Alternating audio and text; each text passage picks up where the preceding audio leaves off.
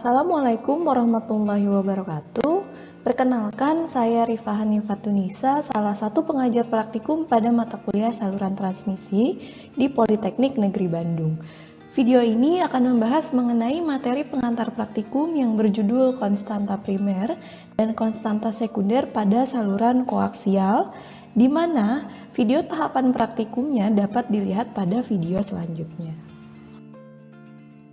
Mahasiswa yang dapat mengikuti praktikum saluran transmisi ini harus memenuhi persyaratan, yaitu telah lulus pada mata kuliah pengukuran dan alat ukur sebelumnya, di mana telah mengetahui konsep dan cara untuk menggunakan alat ukur, serta memahami satuan-satuan listrik. Lalu persyaratan yang kedua, yaitu mahasiswa telah mengikuti materi mata kuliah saluran transmisi. Lalu, tujuan utama dalam pelaksanaan praktikum ini yaitu mahasiswa dapat memahami konstanta-konstanta primer dan konstanta sekunder apa saja yang terdapat pada saluran koaksial.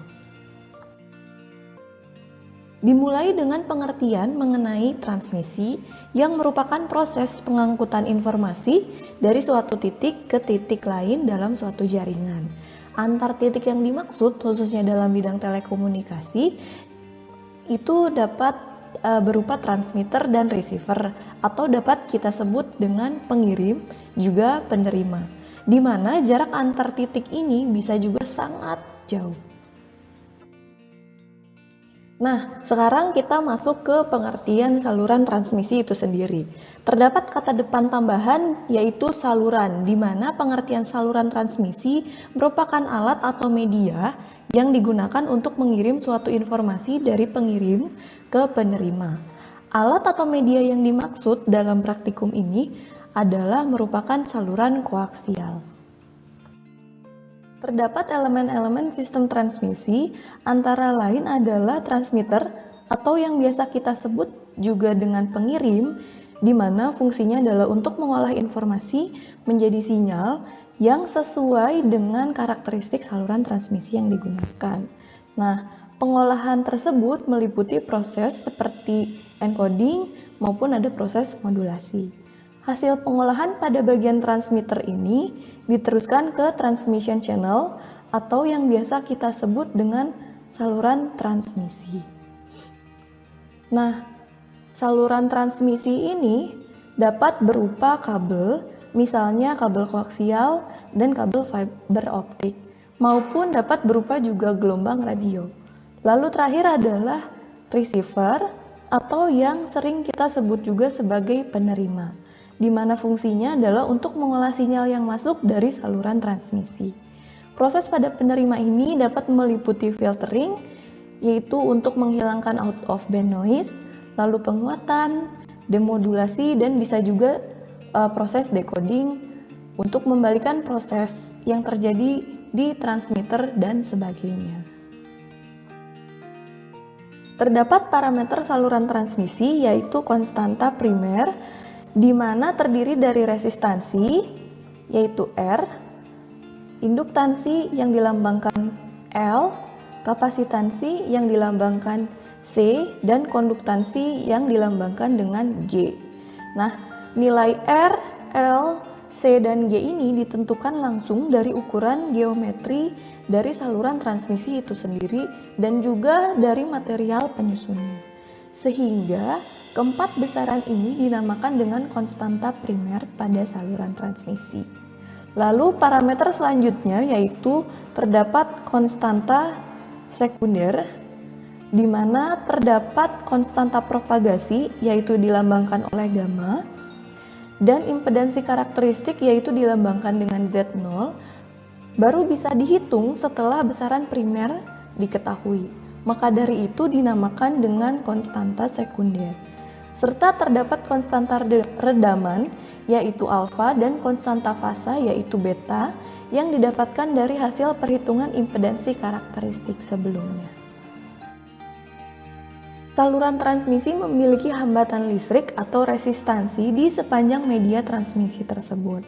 Resistansi ini biasanya dinyatakan dalam ohm per satuan panjang dan ditampilkan sebagai sesuatu yang selalu ada terus-menerus dari pengirim sampai ke ujung saluran atau penerima. Resistansi ini berbanding lurus dengan panjang saluran. Semakin panjang saluran transmisi yang digunakan, maka besar hambatan juga akan semakin besar. Nah, di sini telah terdapat gambaran geometri dari sebuah saluran koaksial, di mana terdapat komponen utama dalam kabel koaksial, yaitu konduktor dalam, dieelektrik, dan konduktor luar. Di mana dalam praktikum ini dicari besaran resistansi total dan resistansi konduktor dalamnya. Lalu, untuk mencari resistansi konduktor luar dapat diketahui melalui rumus Rx di sini. Dengan tadi diketahui Rx total dan Rx dalam, maka Rx konduktor luar dapat diketahui dengan menggunakan rumus selisih Rx total dikurangi dengan Rx konduktor dalam. Berikut ini merupakan gambaran rangkaian jembatan Wheatstone dalam praktikum. Jembatan Wheatstone berfungsi untuk membantu dalam mencari resistansi suatu saluran. Digunakan kondisi koaksial 1 untuk mencari resistansi total, yaitu dengan ujung saluran dihubung singkat, atau kita sebut juga dengan short circuit, dan kondisi saluran koaksial 2, yaitu untuk mencari konduktor dalam, di mana ujung salurannya di open circuit. Di sini telah saya gambarkan jembatan Wheatstone secara umum, di mana Rx merupakan resistansi dari saluran koaksial yang kita cari. Nah, dinamakan jembatan karena kita harus menemukan kondisi seimbang pada rangkaian ini. Disebut kondisi seimbang ketika tegangan pada jembatan, yaitu titik Y1 di sini, nilainya minimum atau bahkan mendekati 0. Kondisi ini akan terjadi apabila dilihat dari persamaan menggunakan metode perkalian silang, yaitu R1 dikali dengan Rx sama dengan R2 dikali dengan R3. Nah, karena Rx merupakan saluran kabel koaksial yang dicari, saya gambarkan seperti ini, maka dapat dibantu dengan menentukan nilai dua buah resistor. Nah, dalam job sheet telah ditentukan yaitu R1 dan R3 sebesar 100 ohm agar memudahkan dalam perhitungan. Dan R2 merupakan resistor variabel yaitu potensiometer. Nah, potensiometer ini ditala sampai tegangan pada Y1 mendekati 0 atau minimum. Lalu kita ukur besaran potensiometer yang didapatkan. Maka kita masukkan ke rumus Rx di sini untuk mengetahui nilai Rx total. Dapat dilihat maksud dalam menentukan nilai R1 dan R3 sama besar, tadi yang disebutkan adalah 100 ohm, agar memudahkan dalam perhitungan. Jadi setiap R2 yang terukur merupakan besaran Rx yang dicari. Nah, kondisi seimbang ini berlaku untuk seluruh jembatan yang digunakan untuk membantu dalam praktikum ini, yaitu besaran tegangan pada Y1 dicari minimum atau mendekati 0. Konstanta primer selanjutnya merupakan induktansi, di mana induktansi akan timbul ketika pada suatu kawat dialiri arus yang berubah-ubah, maka akan timbul medan magnet dalam bentuk flux magnet yang mengelilingi kawat tersebut, maka akan timbullah induktansi saluran. Dalam pengukuran induktansi saluran digunakan bantuan jembatan Maxwell. Cara pengukurannya sama seperti pengukuran resistansi sebelumnya, yaitu menyeimbangkan jembatan dengan menala potensiometer R2 sampai ditemukan kondisi Y1 mendekati 0 atau minimum. Dalam rangkaian ini terdapat perbedaan dengan jembatan Wheatstone sebelumnya, yaitu penggunaan kapasitor yang diparalel dengan R4 di sini. Nah, R4 pada job sheet telah ditentukan yaitu sebesar 100 ohm. Tegangan yang didistribusikan dari sumber akan berada di dua penghantar, yaitu konduktor luar dan konduktor dalam yang akan membangkitkan medan listrik. Medan listrik ini juga merupakan timbunan energi yang mungkin juga saling berimpit dengan medan listrik lain di sekitarnya, sehingga akan timbul kapasitansi di antara dua kawat penghantar tersebut. Konstanta primer yang terakhir merupakan konduktansi, di mana konduktansi akan muncul ketika terdapat arus kecil yang dikenal sebagai leakage current atau kebocoran arus yang mengalir di antara dua penghantar ini, yang diakibatkan oleh dieelektrik yang terdapat pada saluran tersebut tidak sempurna atau kurang sempurna. Dalam pengukuran kapasitansi dan konduktansi saluran digunakan bantuan jembatan bernama Wien-Robinson. Jembatan ini harus diseimbangkan juga dengan cara yang sama seperti jembatan-jembatan sebelumnya, yaitu sampai dengan tegangan pada titik UY1 terukur minimum. Dengan tambahan sekarang R4 menggunakan potensiometer di sini.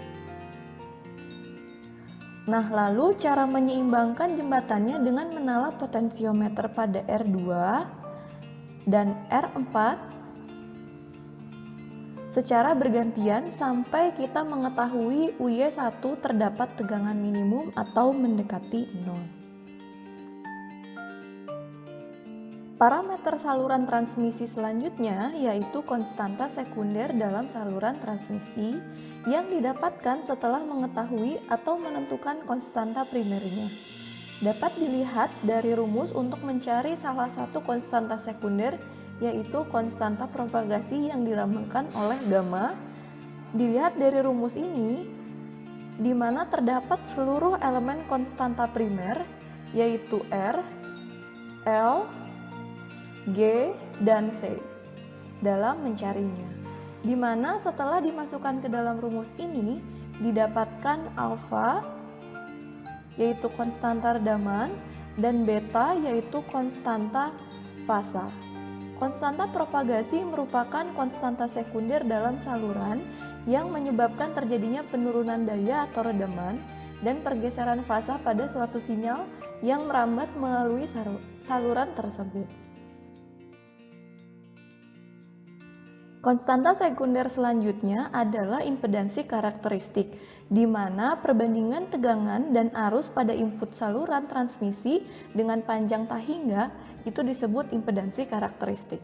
Nah, sama dengan konstanta propagasi, di mana impedansi karakteristik ini dalam rumus untuk mencarinya terdapat seluruh bagian konstanta primer, yaitu R, L, G, dan C. Maka dari itu, impedansi karakteristik ini termasuk ke dalam konstanta sekunder pada saluran transmisi. Parameter-parameter konstanta primer dan konstanta sekunder saluran koaksial ini telah seluruhnya digambarkan. Silahkan dilanjutkan untuk melihat tahapan praktikum pada video selanjutnya.